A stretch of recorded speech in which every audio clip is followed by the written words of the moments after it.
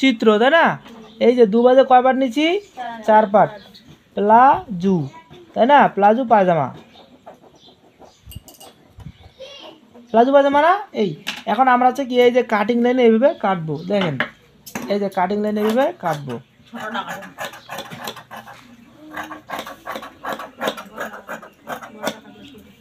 এই দেখেন কাটলাম না? এই কাটা শেষ। এখন হচ্ছে কি 2 বাজে 4 পাটটা এইভাবে খুলবো, খুলছি। এই খোলার পরে পায়ের পোশাকের সর্বপ্রথম কাজ হচ্ছে কি নিচের প্লেটটা সেলাই করা। কি সেলাই করা? প্লেটটা সেলাই করা। তাহলে হচ্ছে কি আমরা এইভাবে আগে প্লেটটা সেলাই করব।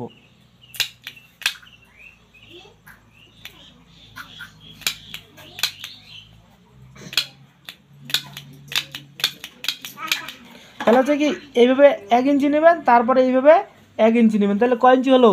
2 ইঞ্চি প্লেটটা সেলাই করবেন, খেয়াল থাকবে। এই তাহলে এইভাবে 2 প্লেটটা আগে সেলাই করতে হবে। এখানেরও প্লেট সেলাই করলেন, এখানেরও প্লেট সেলাই করবেন, খেয়াল থাকবে। এই তাহলে প্লেট সেলাই করলাম।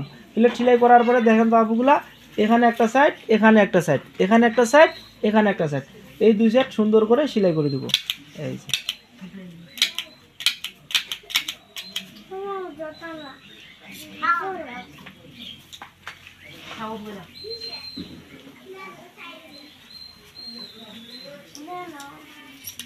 এই যে 2 সাইড কি সেলাই করে দেবো, ঠিক আছে?